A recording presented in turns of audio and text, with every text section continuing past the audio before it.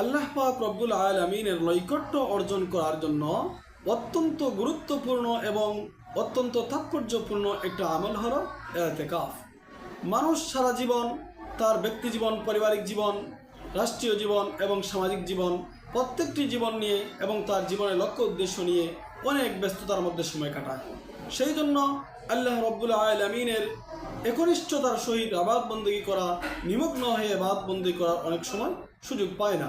এই রমজান মাসের ইতিকাফ অত্যন্ত গুরুত্বপূর্ণ এবং সময় এবং সুযোগ রয়েছে যে মানুষ দুনিয়ার সমস্ত ঝামেলা থেকে ফারিগ হয়ে সমস্ত ব্যস্ততাকে ব্যতি রেখে সে মসজিদের মধ্যে গিয়ে একমাত্র আল্লাহ রব্বুল আলামিনের নৈকট্য এবং আল্লাহ রব্বুল আলামিনের রেজামন্দি হাসিল করার একটি সুবর্ণ সুযোগ রয়েছে।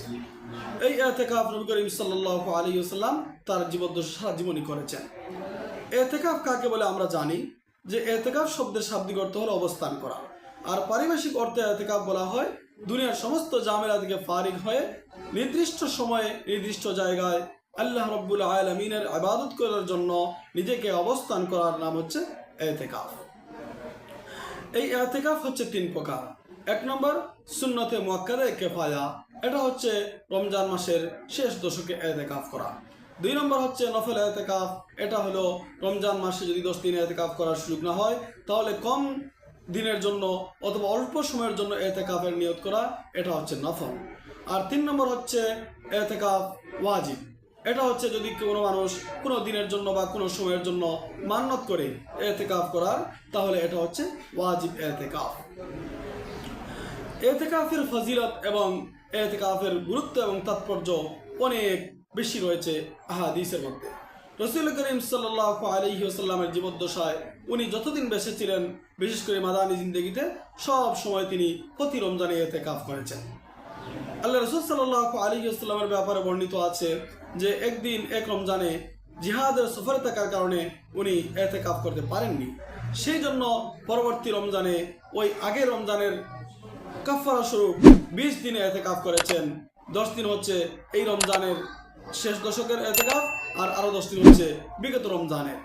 যেমন হাদিসের মধ্যে এসেছে, হযরত আব্দুল্লাহ ইবনে মাসউদ রাদিয়াল্লাহু তাআলা বর্ণিত, তিনি বলেন কান নবী সাল্লাল্লাহু আলাইহি ওয়াসাল্লাম ইয়াতাকিফুল 10 আওয়াখির মিন রমাদান ফালাম ইয়াতাকিফ আমান ফালাম্মা কানা আল-আম আল-মুকবিল ইতাকাফা 20 লাইলাতান।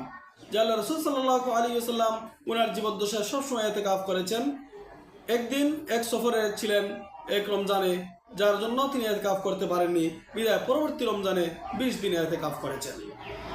বিশেষ করে এই রমজানের সমস্ত ফজিলত এবং বরকত পাওয়ার জন্য ইতিকাফ সীমাতীত এবং সীমাহীন ভূমিকা রাখে। আল্লাহ রাসূল সাল্লাল্লাহু আলাইহি ওয়াসাল্লাম এই কথাটি বলেছেন যে তোমরা রমজান মাসের শেষ দশকে লাইলাতুল কদরকে তোমরা তালাশ করো, অন্বেষণ করো। আল্লাহ রাসূল সাল্লাল্লাহু আলাইহি ওয়াসাল্লাম ওনার জীবদ্দশায় প্রথম 10 দিন ইতিকাফ করতেন, অতঃপর মধ্যখানের 10 দিন ইতিকাফ করতেন, কিন্তু শেষ দিকে আল্লাহ তাআলা নবী করিম সাল্লাল্লাহু আলাইহি ওয়াসাল্লামকে ইঙ্গিত করে বললেন যে ইতিকাফের জন্য ওই সুবে কদরের জন্য শেষ দশকে কি করতে হবে? তালাশ করতে হবে, অন্বেষণ করতে হবে।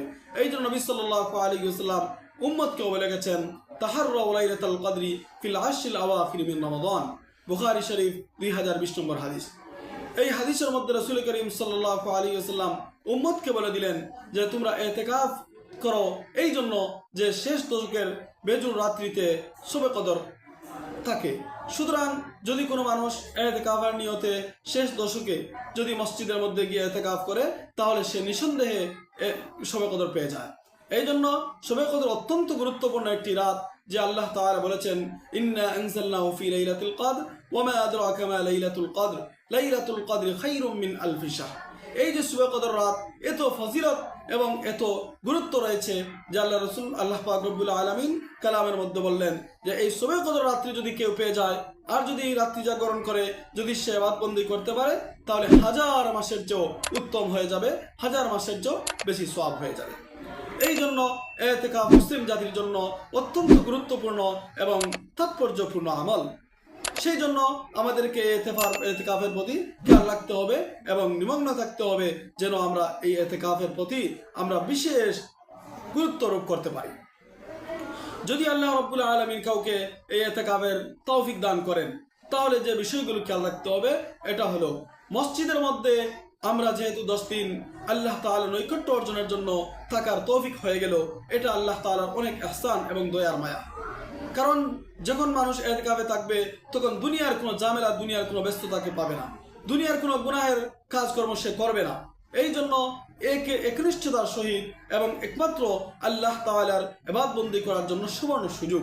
তাই ইতিকাফে ঢুকে কেউ যেন অনর্থক বসে না থাকে, আবার যেন অনর্থক কাজকর্ম থেকে বিরত থাকে। কারণ মসজিদের মধ্যে একবারে যেভাবে যদি মসজিদের মধ্যে কেউ থাকে, তাহলে যেরকম সওয়াবের বিষয় রয়েছে, অনেক ফজিলতের কথা রয়েছে, ঠিক যদি সেই মসজিদের মধ্যে গিয়ে সে অনর্থক কাজকর্ম করে, অনেক অনর্থক কথাবার্তা বলে বা কোনো গুনার কাজ করে, তাহলে এর গুনার মারাত্মকতা বেশি বেড়ে যায় এবং গুনার পরিমাণটা আরো অনেক বেশি বেড়ে যায়। এই জন্য ইতিকাফের মধ্যে ঢুকে আমাদেরকে এর প্রতি খেয়াল রাখতে হবে যেন আমাদের কাছ থেকে মসজিদের আদবের খিলাফ বা আদব নষ্ট হয়ে যাবে, মসজিদের প্রতি বেয়াদবি হবে, এমন কোনো কাজকর্ম যেন আমাদের থেকে না হয়। আর যদি ইতিকাফের মধ্যে আমরা থাকি, তাহলে আমরা প্রাকৃতিক এবং শারীরিক কোনো ওজর ছাড়া মসজিদ থেকে বের হতে পারবো না। শরীয় ওজর যেমন যদি কোনো মানুষ কোনো পাঞ্জিকারা মসজিদের মধ্যে ইতিকাফ করে, তাহলে জুমার জন্য অন্য কোনো মসজিদে যেতে হয়, তাহলে সে মসজিদে জুমার জন্য যাবে, আবার দ্রুত মসজিদের মধ্যে চলে আসবে। প্রতিমধ্যে অনর্থক কোনো কথাবার্তা করা যাবে না, কোনো কাজকর্ম করা যাবে না। ঠিক তদ্রুপভাবে যদি প্রাকৃতিক কোনো জরুরতে বাইরে যেতে হয়, যেমন প্রস্রাব পায়খানার জরুরত, গোসলের জরুরত, এগুলোর জন্য